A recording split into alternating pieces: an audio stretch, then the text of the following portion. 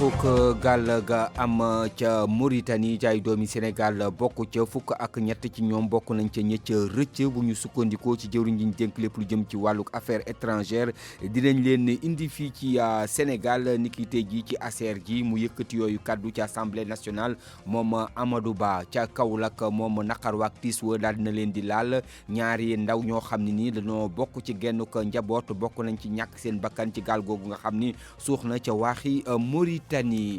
grève ko liggéeyukat SDE yi njiitu réew mi dugal na ci loxoom jël na ab décret daal di réquisitionné maanaam jël liggéey par la force yenn ñii di liggéeykatu SDE ba fii ak fanweeri fan ci ak benn ci weeru décembre Macky Sall gis ni grève boobu daal jaarul yoon te bépp manquement boo xam ne nii aju na ci réquisition boobu daañu ko jëflante ak ñoom xeex bi ñuy xeex càccum jur gi Samba Ndiobène Ka di jëwriñ ji ñu dénk lépp lu jëm ci wàllu ko càmm gi bëgg ñëpp dugal ci seen gi yoxo yawatina ay collègue am ñi mu seqal gouvernement ngir ñu appliquer loi boobu mu yëkkati lu ni mel démb ci bi muy jàkkaarloog pencum ndawu réew mi xeex gi ñuy xeex wàllu ko guerre OFNAC daal di ci dugal ñi di étudiants yi office boobu nga xam ni moom mooy xeex lépp lu jëm ci wàllu ko guerre ak corruption bëgg ni ndongo yi dañ ci dugal ci seenum njàng lépp lu jëm ci wàllu ko bonne gouvernance mu yëkkati ko ci ab panel boo xam ne nii bokkoon na ca niki démb tàggat yaram daan ci ànd ak Malal Junior Diagne li ci yéenekaay yi ñu xëyandool ak Mohamed Ali Mouba dal leen ak jàmm ci xibaar yi.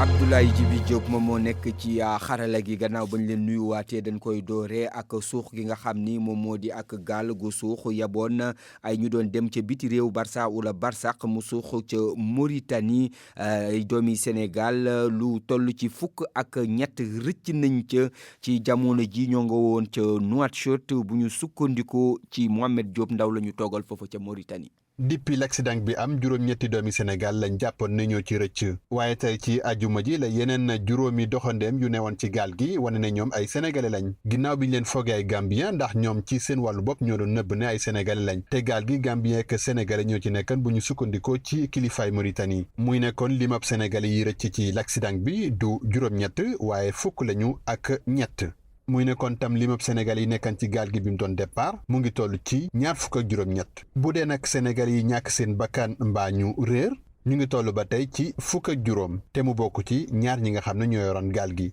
Mohamed Diop Nouakchott RFM. Mohamed ñooñu nga xam ne ñoom ñoo rëkk ci suuxu gaal googu bu ñu sukkandikoo ci jëwriñ ji ñu dénk lépp lu jëm ci wàllu biti réew di affaires étrangères daanu leen delloosi ci réew mi niki tey jii ci ASER ji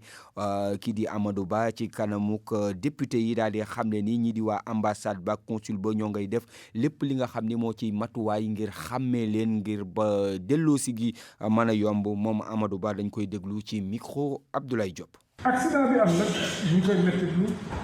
di jaale ñi nga xam ne dañ teeloon président bi mu ko yëgee jaale na leen jox nañu ay instructions c'est vrai nee nañu embarcation bi ñu ngi jógee ci beneen réew bu ñu dendal ay sénégalais bokk ci ànd ci en tout cas tey à 14h 15h bi may bëgg a ñëw fii situation bi ma mujjee jot on a 14 morts on parle d'un 15e de ku ci nekk foog ñu identifier am nañu ay rescapés 8 ñoo xam ne on a identifié que ce sont des Sénégalais. incha allah jot naa léegi benn message bi may xool sama portable ñu ngi may wax ni dinañu ñibbi si suba loolu aussi ndigal la bu président de la République joxe parce que nos services consulaires et nos services diplomatiques ñu ngi sur place di leen dimbali di leen jàppale ci mois d'août bi ñu nekk. ci jëye jooju ñaari waxambaane yu fekk baax ca Kaolack bokk ci genn ko njaboot ñoom tamit ca ña ñàkk seen bakkan ca la ñu bokk ñoo nga fekk baax ca Kaolack seeni ko waajur ak seeni ko njaboot ci jamono ji jaaxle lool lanu def suñu ndaw Ibrahima Diame yegg na ba ca kër ga Marema Camara moom mooy waajuru ñaari gone yooyu dañ ko ciy déglu. samedi guddi la mag ji ñëw ne ma yaay ma ne dañ maa woo Kaarang ma ne ko Kaarang mu ne ma waaw ñaanal ma dem te ñëw ma daal di koy defal ñaan ànd ak moom gunge ko sa rek tuural ko ndox ba ca mbedd ma bi ci ëtt bi fii ma tollu fii rek laa woo rakk ji mu ne ko foo ne mu ne maa ngi fii kër Ndey Ami Mbay ma ne ko ñëmal gunge si ngi nii di dem doo ko gunge mu ne ma kay maa ngi ñëw na ma xaar ma ko kii de mënatu laa xaar dañ koo yàkkamti ka koy woo nga ne taxaw ci tali ba ma ne ma kon maa ngi ñëw ma daal di wàññeeku Cissé ne ma yaay dëppal guddi na boobu biti sax tëj ne ma daal di wàññeeku ñëw dugg ci néeg bi jàll ci salle bi jàpp ba pare ñëw tëj buntu bi julli ñaar rakk toog di ko ñaanal moom itam mu daal di fëgg ma ne xale bi mu tëdd ubbil ko ma ubbi maa ngi ni toog ci kolal bi yor ko mu daal di sukk ci suuf ci pegg lal bi ne ma yaay ma ne mu ne ma ana Cissé dem na ma ne ko waaw mu ne ma yaay ma ne xam maa ngi dabi Cissé ma ne ko dabi mu ne ma yaay damay dabi Cissé de yaay ma ne ko ah mu ne waaw ñaanal ma rek yaay ma ne ko ah yàlla baax na mu dem.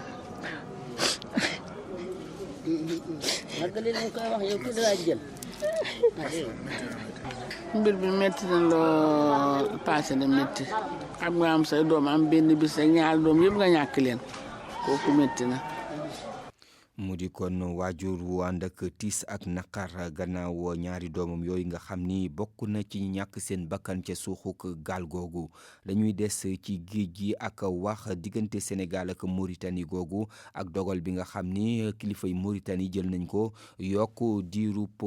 validité licence de pêche yi yokk ci ab at te tamit faase lépp luy amande lu ñu gàlloon ci loosuk nappkat yu nekk ci Sénégal ca Langue de Barbarie rawatina ca goxu mbàcc foofa ca Ndar nappkat ya rafetlu lu ni mel ni loola day gën a saxal rek diggante Sénégal ak Mauritanie ñoom ñuy xam ne ni bépp dogal boo xam ne Mauritanie jël na ko wala Sénégal jël na ko jëm ci ñaari réew ñi ci wàlluk napp daanu ko respecté ba mu mat sëkk Mohamed Nabi Sila. askan wi yeewoo ci Langue de Barbarie rafetlu yokk gu ñu def licence de pêche yi at ak lu topp mu yokk ci sax amande yi nga xamee ni jot nañ ko far ci nappkat yi nga xamee ni amoon nañu ay jafe-jafe ca Mauritanie lu ni mel tax Babacar Gaye bu Gox Mbaaj jaajëfal jëwriñ ji amee wàllub napp gi waaye woo mbokk moolam yi ñu jël seen matuwaay. di sargal le ministre Alioune Ndoye di ko féliciter di ko encourager ndax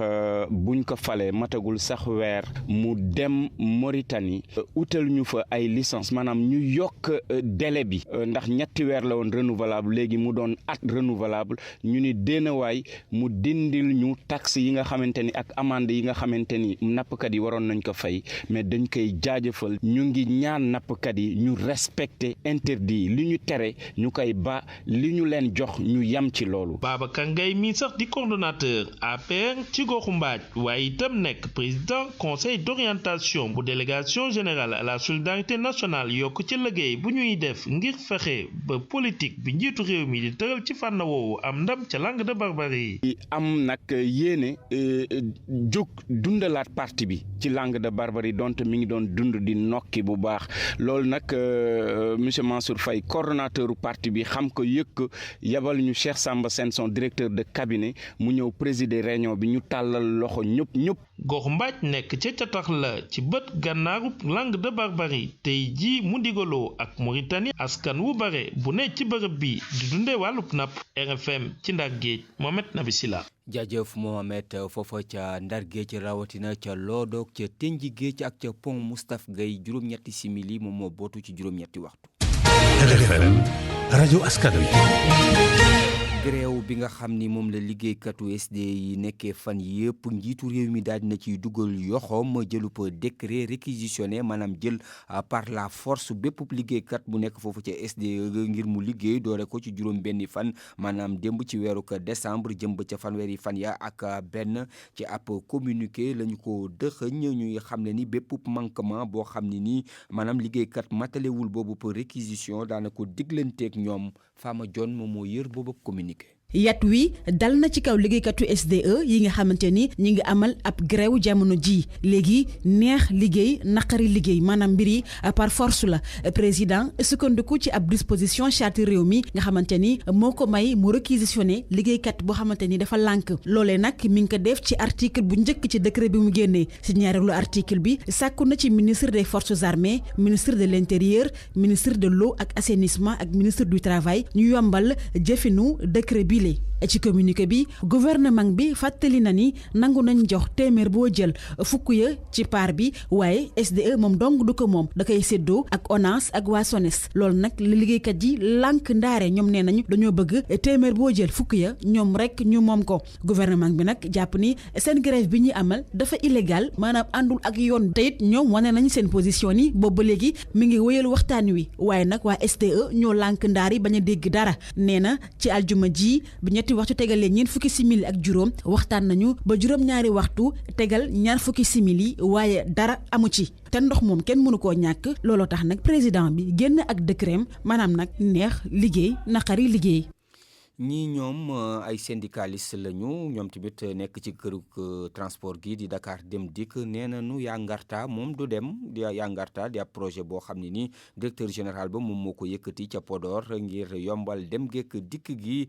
nee nañu la leen gën a yitteel ci jamono ji moom moo di woto yu paan yi nekk foofu ñu daal di leen di réparer ñoo ngi ko xamle bañ doon jàkkaarloog taskatu xibaar yi ni ki démb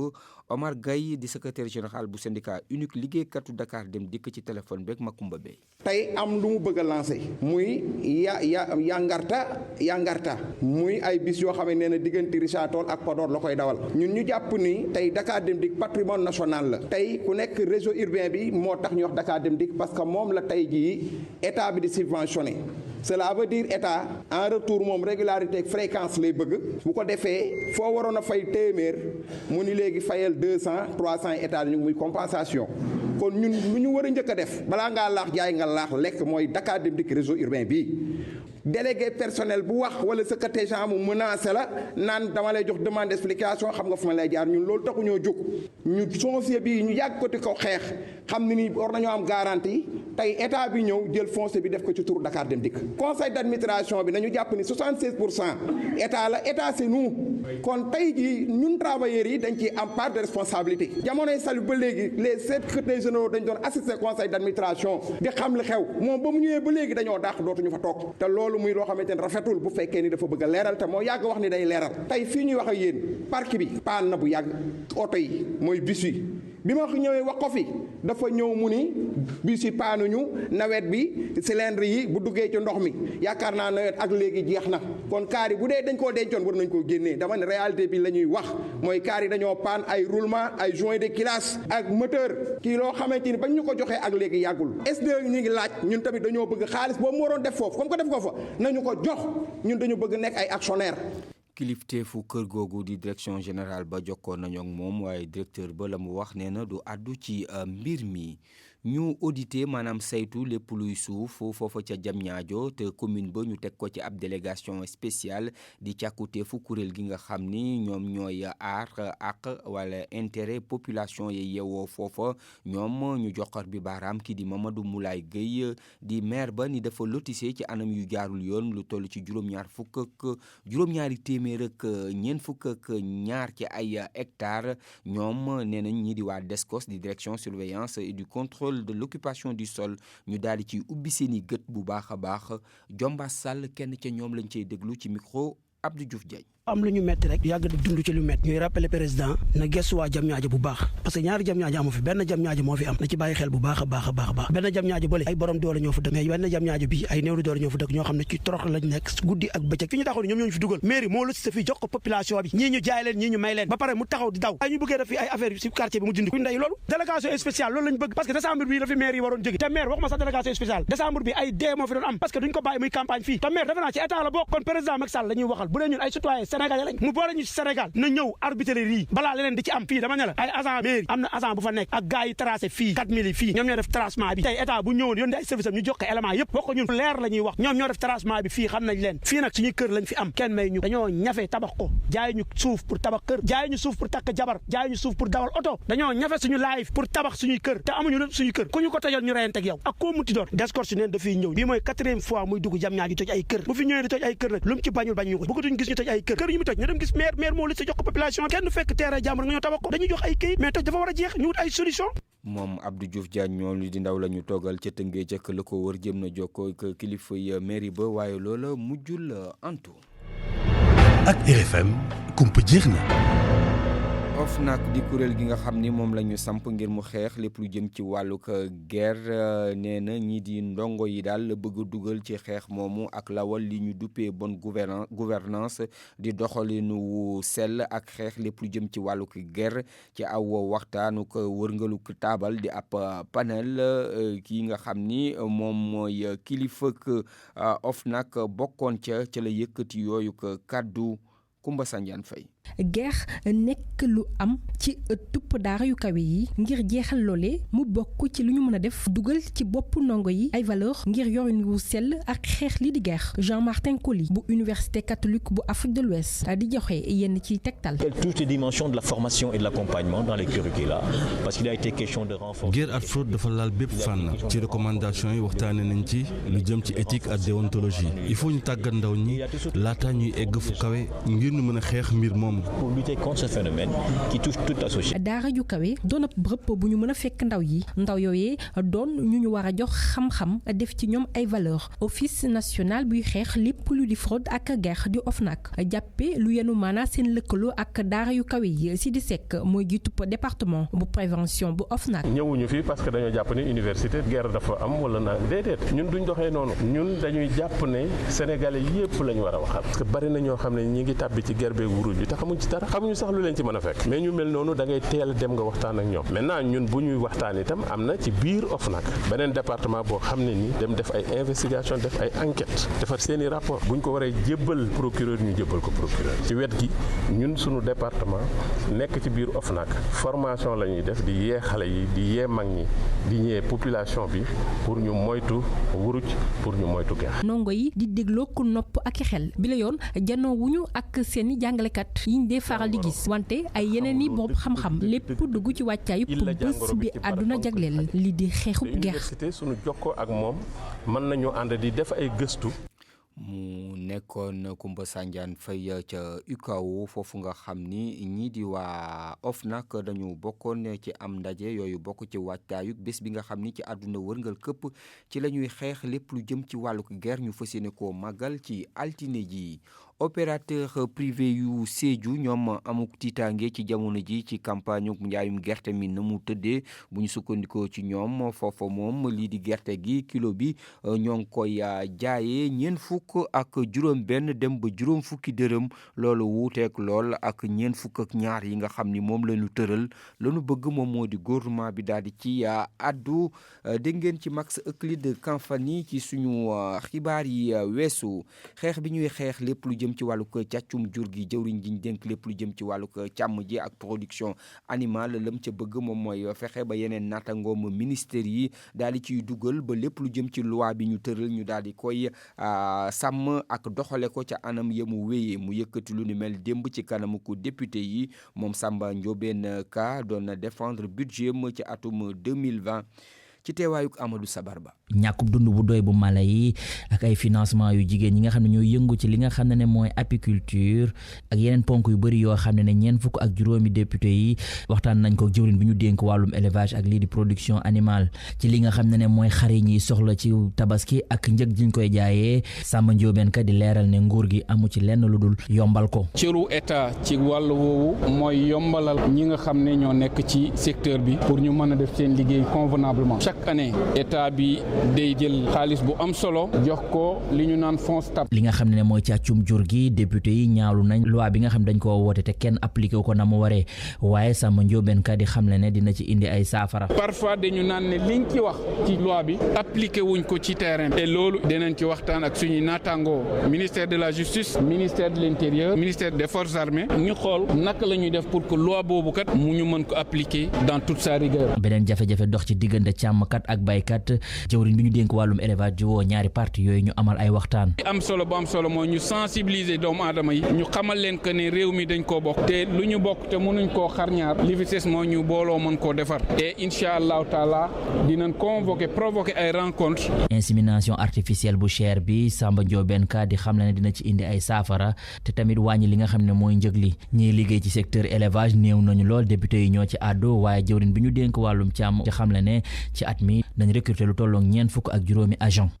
beneen naataangoom bu nekkoon démb ci kanamuk pencum ndaw réew mi di jëwriñ ji ñu dénk lépp lu jëm ci wàllug biti réew di affaires étrangères moom Amadou Ba ministère am dogal nañ ko lu ëpp juróom benn fukk ak juróom ci ay milliards ci ay budget ca wottu budget ba bokk na ca lañ doon waxtaane xiiro ak ŋaayoo gi dox diggante délégation générale ak kuréelu voyagiste privé yi waaye tamit naka la ñuy def ba privatiser lii di aji màkka gi yooyu yëpp bokk ca lañ doon waxtaane Abdoulaye Diop. ajub màkk ak coow li dox diggante délégué général ak voyagiste privé yi CRTEC boobule acc li wàllum passeport diplomatique yooyu yëpp nag député yi daal nañ koy càmbar ci kanamu jëwriñ bi ñu dénk affaires étrangères ak sénégalais yi féetee bitim réew ci coow li dox diggante privé ak délégation bi ministre bi di leen woo ñu waxtaan Amadou Ba. li ma bëgg li may ñaan ni ma ko waxee acteurs yi ma recevoir yëpp nañu def waxtaanu biir ne ba nga xam ne lépp loo xam ne mën na déboucher ci problème crypto personnel loo xam ne day yàq diggante ñaari nit ñu saafara loolu nañu may tuuti rek ñu wàccee tension bi. beneen nëpp sàkkuteef bi nga xamante ni juróom-benn fukk ak ñetti orateurs yi wax nañ ko mooy privatisation aj boobee ministre bi jàpp ni processus bi daal di nañ koy door. le rôle de l'État c'est pas de convoyer des pèlerins moo tax ñu engagé un processus de privatisation mais État aussi bu la xëy rek génne ci loxo il faut que ñu am une instance de régulation forte et de ce point de vue nous prendrons les mesures nécessaires pour renforcer le pouvoir de régulation de la dette. wàllum passeport diplomatique itamit yittaloon na député yi Amadou Ba xam le ni dinañ coppi décret bi ngir mën a jaarale yoon joxe gi. passeport diplomatique document de souveraineté président sant ñu nañ ko rationaliser pour ñu mën ko jox gëddëm ñu ngi commandé ay passeport yu bees incha allah dootul yàgg te ne balaa weer bi di dee bu boobaa ñu ngi modifier décret bi nga xam ni moom mooy organiser ñi ko. projet budget 2020 bu ministère bi ñu dénk affaires étrangères ak sénégalais ya féetee ca bitim réew ñi ngi ko natt ci lu ëpp juróom-benn fukk ak juróomi milliards su suñu ay koppar. ngeen di wéy di déglu xibaar yi ci rajo Futur Média ñaar fukki simili ak benn moom moo bootu ci juróom-ñetti waxtu ci suba ca Pire ku rëy foofu nga xam ni tey jii la ñuy amal gàmmu ga. RFM Sport.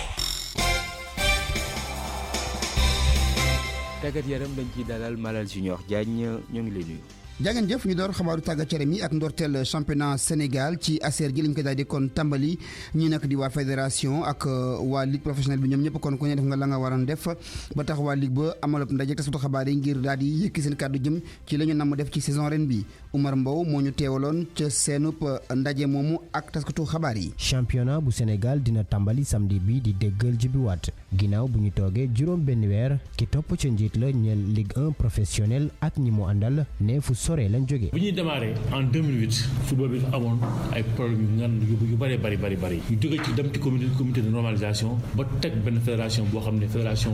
bu yowmaay bu baax la woon bu fooroon loolu te fédération ba léegi mën nañu wax tey mooy diriger football sénégalais suñu chance nag moo doon ci jamono yooyu dañu am benn genre lu ñuy wax naan génération spontanée de dirigeants yoo xam ne dañu bëgg ñoo fi nekk ba tey ba léegi ñoo dañoo bëgg fi nekk nii nag ñu ngi ci ay difficultés yu rëy saison bi ñu génn bëri woon ay lënt waa Ligue 1 am si ay jàngat ngir def saison bu mucc ayib atum ren ji. wàllum infrastructure bi ak calendrier bi nañ ko mën a respecté championnat bi 26 jours la fii ba juillet 8 mois la am nañu 32 semaines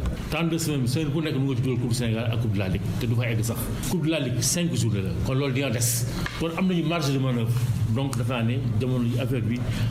délai bi doy na pour ñu mën ci organiser championnat moo xam ne club bi du am xat-xat seen biir te kenn leen chargé de trop avec le temps nag ñu jéem a dab européens yi. njiit yu Ligue 1 professionnel dinañu amal ab symposium weer wi ñu jublu ngir xayma fukki at football professionnel Djibi Wade di xamle ne RTS dina wone jongante yi yëpp. programme bi kon ci samedi gi jàppale nag ne ca Déni Biram Ndaw champion en titre bi di génération foot moo fa dalal Jaraaf bu Ndakaaru bu ñeenti waxtu jotee ci Amadou Bari bu Géejawaay foofa bu ñeenti waxtu tegalee fanweeri simili ñaari tali moo fa dajeeg mbaa Mbour Petite Côte ca Pikine ci Stade Alassane Djigo itam ca moomee waxtu ci la US Gorée di laale ak waa Dakar Sacré-Cœur. ci Ligue 1 bi tam équipe bii di bu Pikine nag am nañu nammuteef daal def ren ay jaloore yu baax ci championnat bi nga xam ne moom la ñu nekk mooy Ligue 1 bi seen entraînement gannaaw ba mu jeexee ci aljuma ji seen entraîneur ak joueur yi ku ci nekk yëkki nga sa kàddu wax sa mëbët bi nga am ci atum ren gi Ndongo Ka lañ ci yàndal. dimanche ci match bi dox diggante Ndiambour ak AS Pikine Massamba Cissé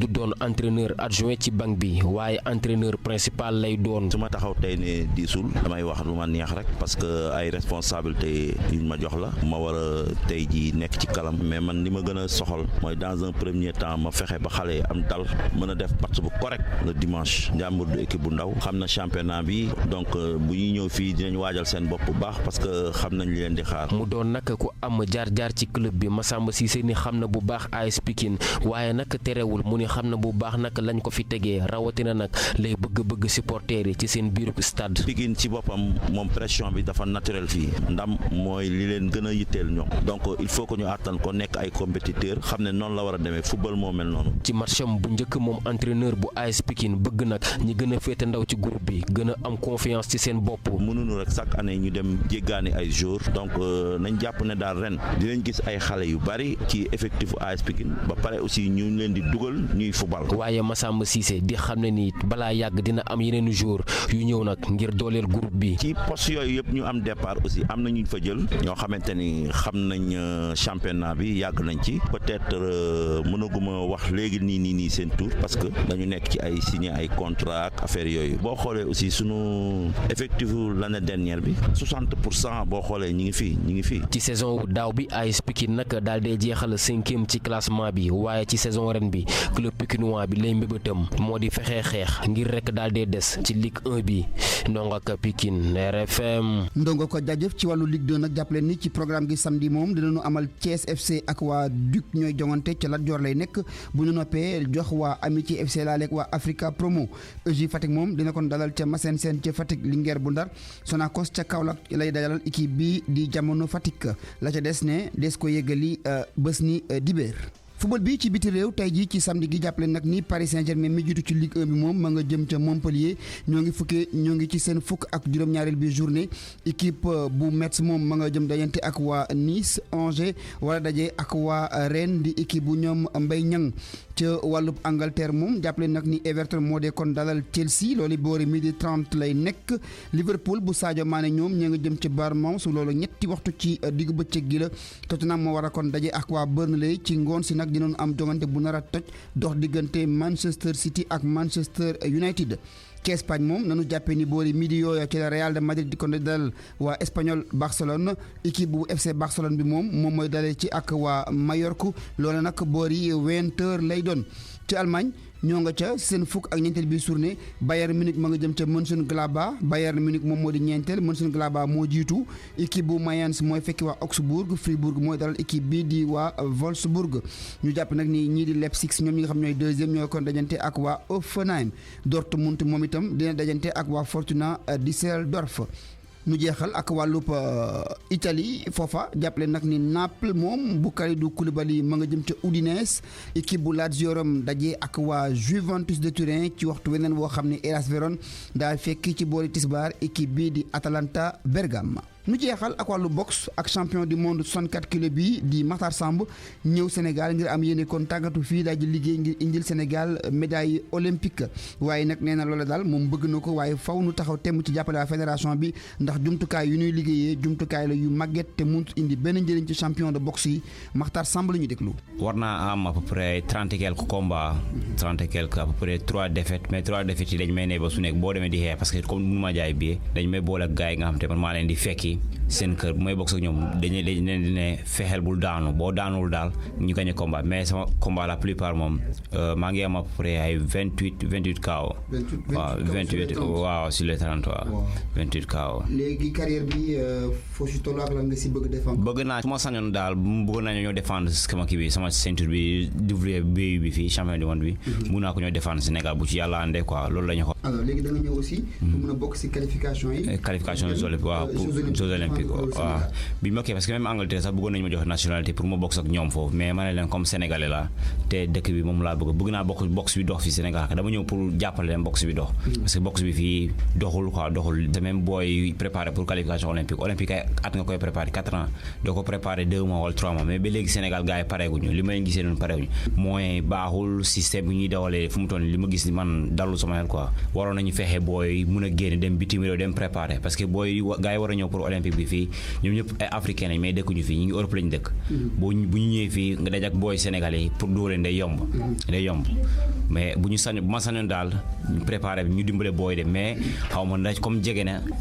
ba léegi tamit Sénégal war nañ dugg regroupement bu yàgg mais defaguñu ko ba léegi bu ñu ministre des sports bu ci mënoon jàppale gars yi te Sénégal fii am nañ talent balaa nga koo xam nga génn boxeur bi fi nekk Sénégal mu génn ngay xam ne ab jàmbaar la. jaajëf. dal leen ak jàmm waa SD xam ngeen temps yëpp ñu ngi grève di laaj ñu yokkal leen action nguur gi defal leen lu mel sama naataango ne seen yelwaal këpp na ndaxte démb président de la république jot na génne benn communiqué dànkaafu leen ne leen man président de la république yéen a ngi doon laaj action ne leen ma yokkal leen aw ma action yi may joxe lu ma leen jox bu ngeen bëggee ngeen jël ku liggéeyul ku def grève ma rëkk sa ndik loolu laa wax aw ma action bi may joxe journal Les Échos ne action lañ doon laaj de loolu lañ doon laaj ñu ne leen ñu yokkal action président de la république wax na leen aw ma action loolu mooy décret de réquisition ku nekk na dellu fu ngay liggéeyee ba le 31 décembre daanaka contrat bi jeex ak waa SDE sama naataango ne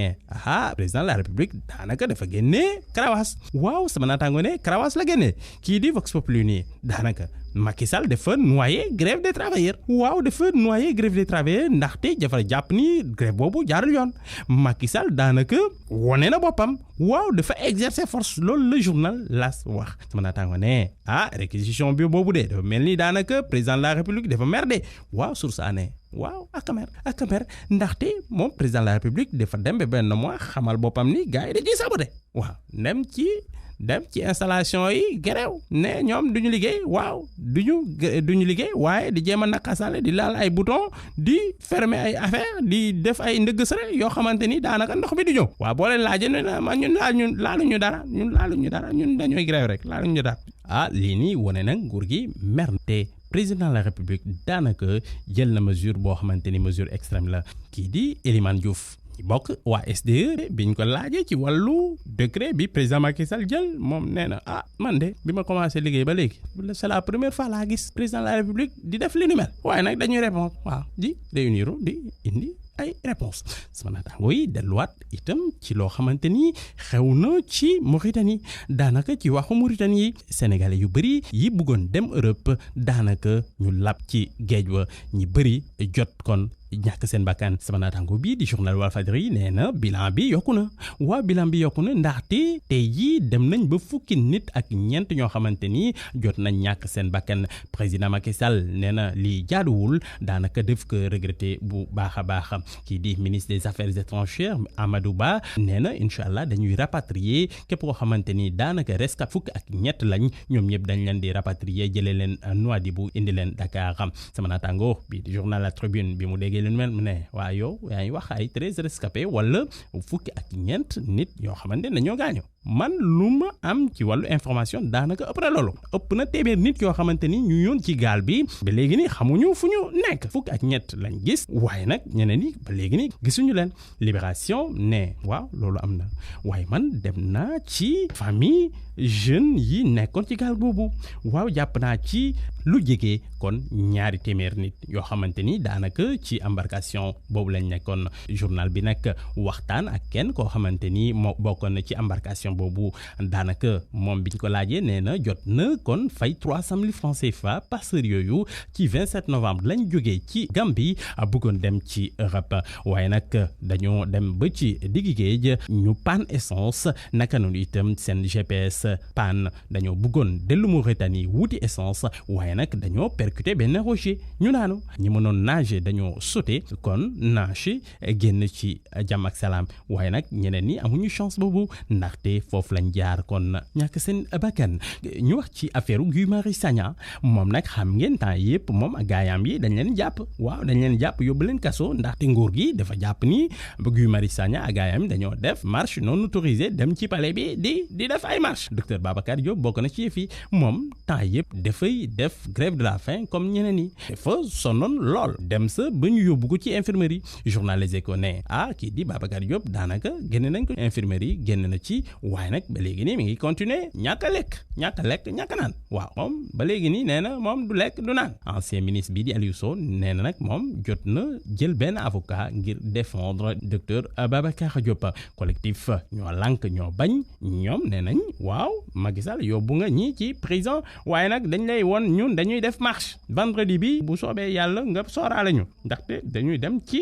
mbedd mi marché wone suñu mer comme niñ koy yàgg a waxee dénoncer hausse du prix de l'électricité ci facture yi kon naka noonu itam laaj kii di Guy Marius Sagna ak gaayam yi ñu bàyyi ko journal L'As ne nu man tamel état Sénégal dafa mel ni mi ngi ragal ñu laal installation Senelec yi looloo tax dafa renforcer foofu sécurité bi su ko defee Senelec mën a mucc kii di maître Madické Niang journaux yi wax nañ ci moom waaw ndaxte bana politique maître Madické Niang nekkatul politicien lan moo waral li nu mel sama naataango yi ne Serigne Mountakha Mbacké xalif général des Mourides moo ko ne yow Madické Niang sama taalibe nga bëggatuma benn yoon bëggatuma nga laal politique bàyyil journal bi ne